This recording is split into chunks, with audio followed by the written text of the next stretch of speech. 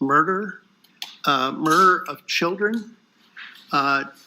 We've had 54 young people under the age of 18 shot just in the Twin Cities area alone. A few of those have died tragically.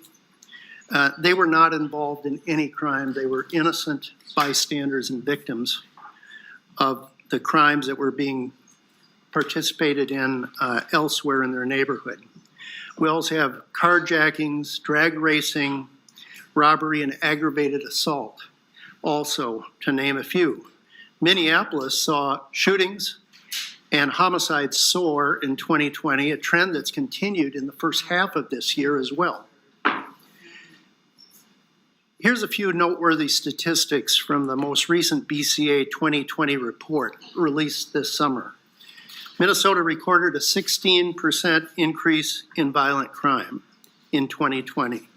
Most notably, 185 murders in 2020 in Minnesota compared to 117 the year before, an increase of 58.1%. As Sheriff comes up, I want to remind members, keep your computers muted and only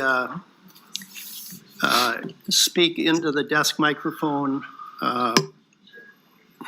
which they need to turn on. We're a little out of practice. We haven't been here for a few months. And then speak close to the microphone so it's well heard. Sheriff Fletcher. Mr. Chairman. You didn't have to drive too far to come here today. No, but the parking's all gone now. Mr. Chairman, thank you so much for having us all here today, and thank you for your summary of the statistics. I won't bore you with many of those. I would like to point out, though, that the trend that you're seeing now and you just outlined began well before the pandemic and well before George Floyd's murder. This began in 2019. We saw huge increases in violence in August and September of 2019, putting us on pace to where we are now, both in Minneapolis and St. Paul. And for those of us that have heard people say, well, it's because of the pandemic, I want to assure you that it began before then. So in St. Paul, of course, we're headed toward record numbers of homicides. Minneapolis is going to probably top a record as well. It's not just homicides, as the chairman mentioned, shootings, victims of that are children, a dramatic increase in the last 2 years. As a matter of fact, you remember Chief Arredondo asked for 200 more officers in 2019 before any of the pandemic or before George Floyd's murder. He knew that he needed additional resources to address what he was seeing then. And now, not only did he not get the 200 additional, he's down 270 from the staffing that he is authorized to have. In St. Paul did a staffing study. They said they needed an additional 50 bodies above their 620 authorized. Today, they're at 570. So they need an additional 100 bodies at St. Paul. Our agency was defunded by $1.1 million. The Ramsey County Board cut us in this year's budget $1.1 million. That essentially means 12 less bodies. So we are carrying 15 less bodies because it looks like we're going to have an additional vacancy factor cut as well.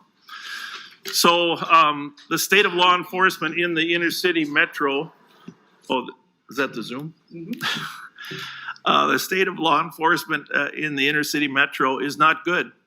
And I will tell you that if the Minneapolis referendum passes to eliminate the charter mandate of a minimum number of police officers, we are all expecting dramatic increases in crime in Minneapolis and in St. Paul. And let me say this, for those who say, well, that's Minneapolis's problem, we need to address that succinctly. All of us spend time there.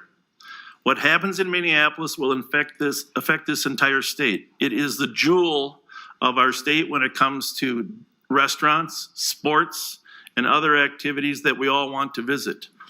But it's coming to a point where we won't allow our sons and daughters even to go down there if it continues.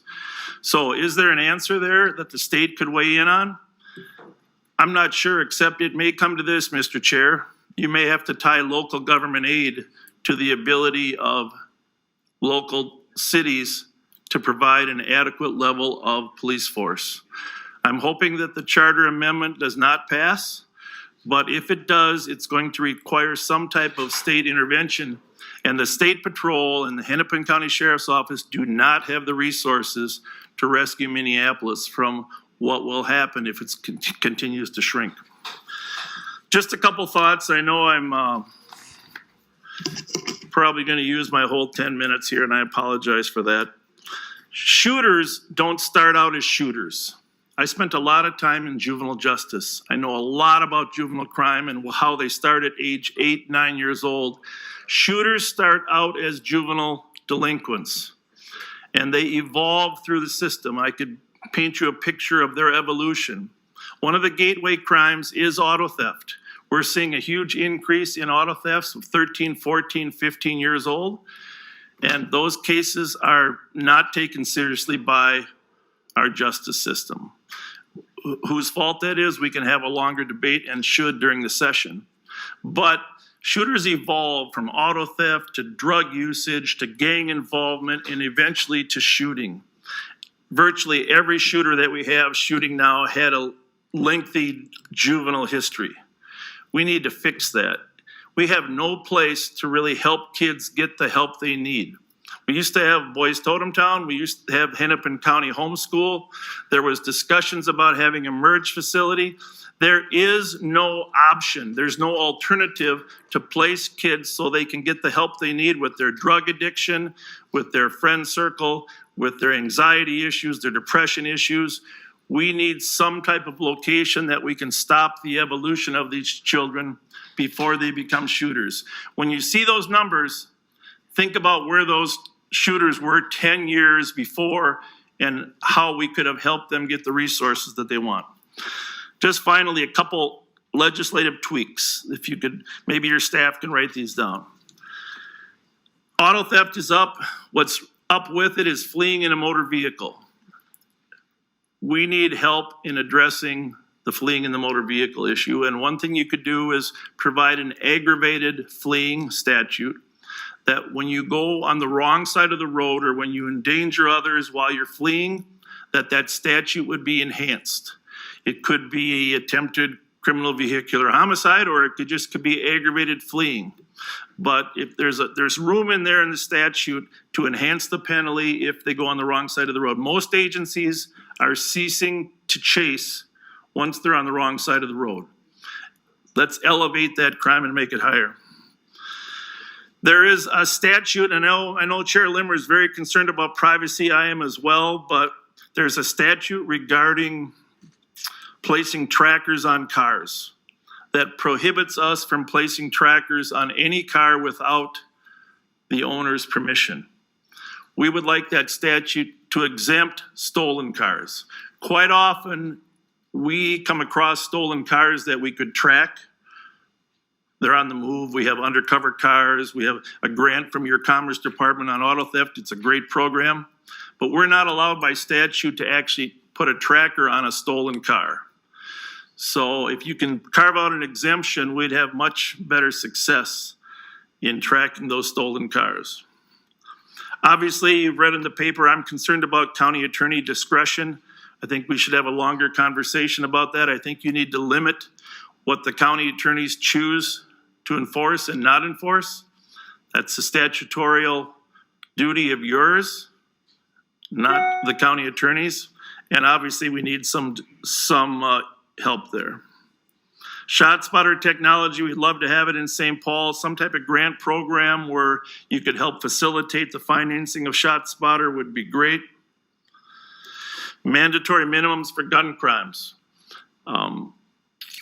What's happening is that because some in the court system and some in the attorney system don't want to sentence people for that long, they're generally pled down to something other than the actual gun offense. So somehow we need to make sure we have some mandatory minimums on those gun offenses that aren't pled down on a regular basis. When the state patrol comes here, what would really help us is to have their helicopter up 12 hours a day, minimum. 12 to 18. That's the biggest tool that we have when we're chasing people around. And let me just say, auto theft has evolved into carjacking, street robberies, burglaries. These kids are using these stolen cars as a passport to committing other crime because they know most agencies will not chase them if they run. We still do at the sheriff's office. I would say half the departments will still chase, but most inner city law enforcement officers are not allowed to chase. We need the helicopter up to give us eyes on, or it could be the plane. Either one's fine. The BCA does a great job on their DNA funding, but we're collecting DNA on everything. We need to expand the BCA's DNA processing so they can get them done faster for us. It's a hell of an investigative tool, and we need it as well. One last thing I'll leave you with. We fought hard, and you supported our desire to expand the violent crime enforcement teams last year. There was $1 million allotted to expand those violent crime enforcement teams. Thank you for that. There was $250,000 set aside for Metro Transit violent crime enforcement team. And we are going to end up returning to those days. If you recall, 3 years ago, we were concerned about Metro Transit. Well, during the pandemic, no one really rode on Metro Transit. Well, as people return to normal, they're going to ride on it again. Unfortunately, I know we asked for $2 million originally. That number shrunk. We're having a hard time getting Metro Transit to agree to that concept because of the limited amount of funding. So we have $250,000 that's set aside for that. But as we ramp up next year, it would be great if we could expand that pool for a Metro Transit violent crime enforcement team.